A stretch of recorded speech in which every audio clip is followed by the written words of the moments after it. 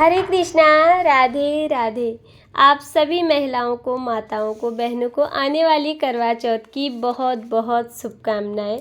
तो करवा चौथ की सरल पूजा विधि आज वीडियो में आपके लिए शेयर कर रही हूँ। करवा चौथ की पूजा जब भी की जाती है 16 श्रृंगार करके ही हमें ये पूजा करनी चाहिए। इस पावन पवित्र व्रत को महिलाएं निर्जल रहकर बड़े उत्साह और उमंग से करती हैं। तो उसके लिए हमें सबसे पहले अपना 16 श्रृंगार कर लेना है, उसके बाद करनी है हमें पूजा की तैयारी। सरल पूजा विधि आप लोगों के साथ शेयर कर रही हूँ, तो वीडियो को जरूर देखिएगा। जिस जगह पर हम पूजा कर रहे हैं उस जगह को हम अच्छे से पहले साफ कर लेंगे और उस जगह पर हम पहले चौक बोल लेंगे या फिर हल्दी से हम इसमें स्वास्तिक बना लेंगे। हल्दी को शुभ माना जाता है, तो मैंने यहाँ पर हल्दी से स्वास्तिक बनाया और उसके ऊपर से अब रखूँगी मैं यहाँ चौकी या पटड़ा। उसके ऊपर से करवा चौथ माता की करेंगे हम पूजा। ये पूजा आप जब भी करें अपनी शादी का मंगलसूत्र, शादी की चुनरी जिसे हम पिछौड़ा भी बोलते हैं और कई जगहों से पीला भी बोला जाता है, वो पहन के ओढ़ के ज़रूर ये पूजा करें। 16 श्रृंगार करके ही हमें ये पूजा करनी होती है।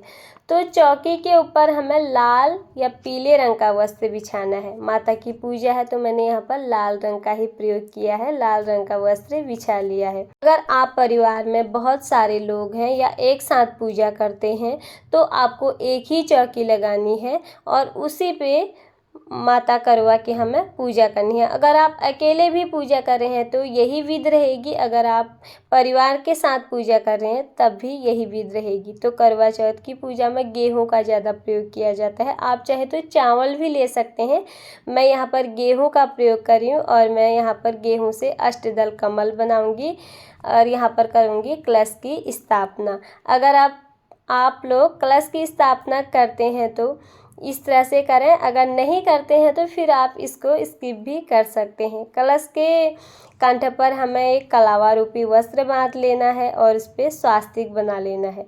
वो मैंने बना लिया है। सबसे पहले हम कलश में डालेंगे गंगा जल, उसके बाद डालेंगे शुद्ध जल।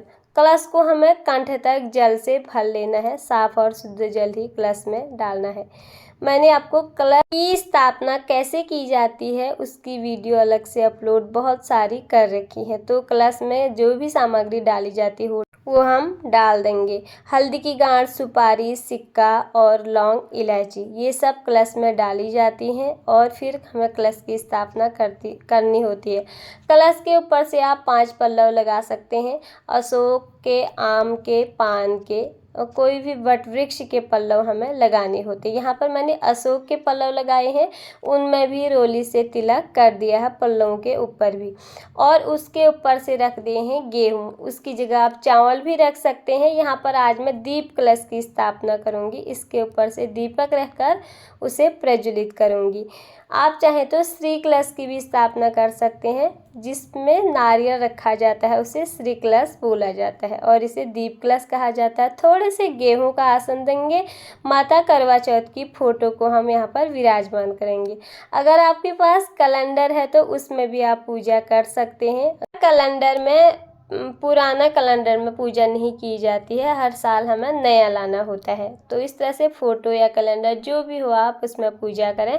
उसके बाद थोड़े से गेहूं का और हम आसन देंगे और करवा को हम यहाँ पर विराजमान करेंगे। एक है मिट्टी का करवा और दूसरा है पीतल का करवा। 2 करवे मैंने रख लिए हैं। करवे का मुख हमें हमेशा ऐसे ही रखना है जिस तरह से आपको फ़ोटो में दिखाई दे रहा है और करवे का मुख हमें इधर इस साइड को नहीं करना है। दोनों करवे का मुख एक दूसरे के सामने होना चाहिए। तो करवे में आप जो भी भरते हैं, अनाज, ड्राई फ्रूट, फल और मिठाई, बतासा, चीनी कुछ भी भरा जाता है। मैं यहाँ पर मिठाई और बतासे करवे में डालती हूँ, मैंने वही डाल दिया है और करवे को भर दिया है।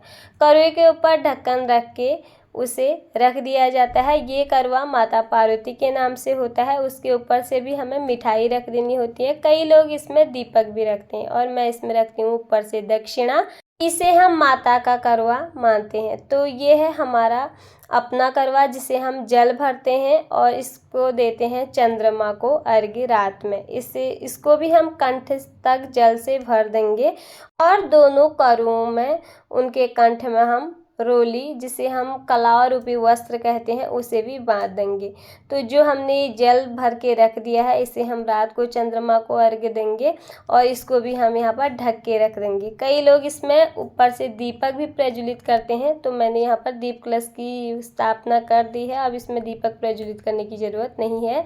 यहाँ पर अब मैं अलग से एक दीपक प्रज्वलित करूँगी, जो मैं सुबह करवा चौथ पे करूँगी। आप लोग अगर करना चाहें तो इस तरह से कर सकते हैं। जब तक हम चंद्रमा की पूजा न कर लें, चंद्रमा को अर्घ्य न दें, तब तक हमारा ये दीपक यहाँ पर प्रज्वलित होता रहेगा। आप चाहे तो इसमें थोड़ा सा तेल या घी का जला लें तो ज़्यादा मात्रा में डाल सकते हैं और ये दीपक हमारा तब तक प्रज्वलित होता रहेगा। उसके बाद हमें गंगा जल के छींटे लगाकर माता को स्नान रूपी भाव से स्नान करा देना है। जगह को शुद्धिकरण कर लेना है। थोड़े से गंगा जल के छींटे करवा माथे पे लगा लेने हैं। उस जगह को हमें शुद्धि कर लेनी है और स्नान रूपी भाव से यहाँ पर करवा माता को भी स्नान करा लिया है और जगह की शुद्धि भी हो गई है। जो फोटो में गणेश जी और भगवान शिव जी की जो तस्वीर है, उनको भी हमने शुद्धिकरण कर लिया है। उनका भी स्नान रूपी भाव से उन्हें भी हम वस्त्र स्वरूप में कलावा समर्पित कर देंगे।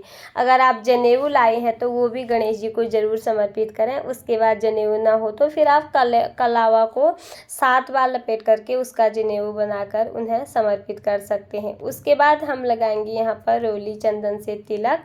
सबसे पहले दीप कलश, जिसमें सारे देवी देवताओं का निवास होता है, उसमें हम तिलक कर देंगे। माता के करवे जो होते हैं उनमें भी तिलक करेंगे और माता की तस्वीर पे तिलक करेंगे और भगवान शंकर को यहाँ पर हम पीला चंदन से तिलक करेंगे। लाल रोली उन्हें नहीं लगाई जाती है। भगवान गणेश जी की तस्वीर को हम लाल रोली से ही तिलक कर देंगे और माता करवा माता को भी हम यहाँ पर तिलक कर देंगे। जितनी भी हमारी तस्वीर में हैं उन सब पर हम इसी तरह से तिलक कर देंगे और फिर हम करेंगे दीप की भी पूजा। दीप जो हमने प्रज्वलित कर रखा है दीपक, उसमें भी तिलक करेंगे, उसकी भी पूजा की जाती है।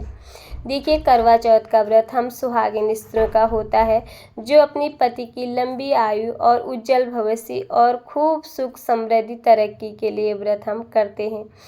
स्त्रियों में निर्जल रहकर भी उस दिन बड़ा उत्साह और उमंग देखने को मिलता है। बड़े हर्षोल्लास के साथ हम ये त्यौहार मनाते हैं और इस व्रत को तोड़ा नहीं जाता है। तो इस तरह दिन भर निर्जल रहकर चंद्रमा को देखकर अर्घ्य देते हैं। उसके बाद ही हमारा ये व्रत पूर्ण होता है। अगर आपके पास पुष्प है तो वो ज़रूर समर्पित करें माता करवा को और गणेश जी को। तो अगर पुष्प नहीं है तो फिर आप पुष्प की जगह चावल अक्षत भी समर्पित कर सकते हैं। उसके बाद माता करवा को सुहाग की सामग्री दी जाती हैं। 16 श्रृंगार माँ को चढ़ाई जाते हैं। 16 न हो तो फिर आप 5, 7, 11 इस प्रकार से सुहाग बनाकर माता को दिया जाता है, जिसे बैना भी बोलते हैं। और इसमें आप एक साड़ी और ब्लाउज का पीस या तो फिर आप सूट कुछ भी रख सकते हैं, जिसे हमें अपनी सासू माँ को भी देना होता है। कुछ सुहाग की 1-2 सामग्रियाँ माता का प्रसाद समझकर ले लें और बाकी आप इसे दान में कर सकते हैं। उसके बाद करवा चौथ व्रत की हमें कथा पढ़नी होती है। हाथ में थोड़े से गेहूँ ले लें। अगर आप गेहूँ नहीं रखे हैं तो फिर आप चावल ले लें। व्रत का संकल्प लें, व्रत कथा पढ़ें। उसके बाद जो हाथ में हमने गेहूँ रख रखे हैं उन्हें आप थोड़े से, आपने जो भी ओढ़नी या चुनरी पहन रखी है उसमें बांध लें। जब हम रात में चंद्रमा को अर्घ्य देंगे उस समय ये गेहूं के दाने हमें उस अर्घ्य में उस जल में हमें डालने होते हैं और चंद्रमा को जल समर्पित करना होता है। तो इस तरह से ये गेहूं इसमें रखे जाते हैं और कुछ जो दाने बचे हैं वो इस तरह से आप किसी बर्तन में, आप प्लेट में रख सकते हैं।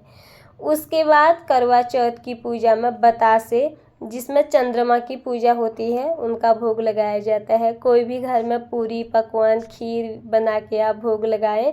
सफ़ेद मिठाई हो तो उसका भोग लगाएं। कोई भी ऋतु फलों का भोग आप ज़रूर से लगाएं। करवा चौथ पे पकवान तो बनते ही हैं और उन सब का करवा माता पे हमें भोग लगाना होता है। फलों में कई जगह इस दिन सिंघाड़े का भी भोग लगाया जाता है। फिर आपके वहाँ जैसी रिवाज है, जैसी परंपरा है, आप उस तरह से इस व्रत को कर सकते हैं। यह है हमारी करवा चौथ की थाली, जिसमें हम पूजा सामग्री रात में रखेंगे, जिसे चंद्रमा की जब हम पूजा करेंगे। थोड़ी सी घंटी ध्वनि कर दें, शंख ध्वनि कर दें और करवा चौथ माता को इस तरह से भोग लगाएं। भोग जब लगाते हैं तो 1 लोटा जल भी ज़रूर हमें रखना होता है, साफ और शुद्ध जल। उसके बाद फेरे जाते हैं करवे, जिसे हम करवा फेरना बोलते हैं। आप अगर साथ में पूजा कर रहे हैं अपनी सहेलियों के साथ, तो उनके साथ करवा कैसे फेरा जाता है ये तो आपको पता होगा। अगर आप अकेले पूजा करते हैं तो फिर आपको हाथों से इस तरह से क्रॉस करना होता है हाथों को, और इस तरह करवा हमें फेरना होता है। माता का करवा अपनी स्थान पे लाना होता है, अपना करवा माता के जगह पे रखना होता है, और फिर 5 बार या 7 बार हमें करवा फेरना होता है। और करवा को हमेशा हाथों को इस तरह से क्रॉस करके फेरा जाता है। तो मैं यहाँ पर इसलिए आपको नहीं दिखा रही हूँ, मैंने यहाँ पर दीपक प्रज्वलित कर लिया है और यहाँ उतनी अभी जगह नहीं है, इसलिए मैं आपको ये करवा फेर के नहीं दिखा रही हूँ। तो इस तरह से माता करवा से हमें सुहाग लेना होता है। माता को सिंदूर समर्पित करें और उतनी ही बार हमें ये सुहाग लेना होता है और कहना होता है, करवा माता सुहाग दे, करवा माता सुहाग दे, करवा माता सुहाग दे। इस तरह से 7 बार करवा माता से सुहाग लें और अपने अखंड सौभाग्य के लिए इस व्रत को हम सभी महिलाओं को बड़े प्रेम पूर्वक से करें। तो पूजा में हुई भूल चूक के लिए हम यहाँ पर माँ से क्षमा याचना करेंगे। जो भी हमसे पूजा में कमी पूर्ति हुई है उसके लिए हमें दक्षिणा भी रख दी है। उसके बाद हम यहाँ पर भगवान गणेश की करवा माता की आरती उतार लेंगे प्रेम पूर्वक। आरती उतारने के बाद जो हमने कलश के ऊपर दीपक रखा है, उस दीपक को हम रात में प्रज्वलित करेंगे जब हम चंद्रमा की पूजा करेंगे। और जो करवे इसमें लोटे में जल भरा है वो चंद्रमा को अर्घ्य दे देंगे उससे, और जो थाली रखी है यहाँ पर पूजा की उसमें पूजन सामग्री रखेंगे। छलनी से हम चंद्रमा को देखेंगे और पति पूजन के बाद ही हमारा व्रत संपूर्ण होता है। तो ये थी मेरी करवा चौथ की सरल पूजा विधि। दोस्तों कैसी लगी आप लोगों को? अगर आपको वीडियो पसंद आए तो प्लीज़ वीडियो को लाइक कर देना। चैनल में पहली बार आए हैं तो चैनल को सब्सक्राइब और वीडियो को ज़्यादा से ज़्यादा शेयर कर दीजिएगा। तो आने वाली करवा चौथ की सभी को बहुत बहुत शुभकामनाएं। आपके लिए ये करवा चौथ शुभ हो, मंगलमय हो और आप सभी का सुहाग हमेशा अमर रहे, अखंड रहे। यही करवा चौथ माता से प्रार्थना करती हूँ और वीडियो का करती हूँ यहीं पर एंड। फिर मिलती हूँ किसी और वीडियो में, तब तक के लिए आप सभी को हरे कृष्णा, राधे राधे, हैप्पी करवा चौथ।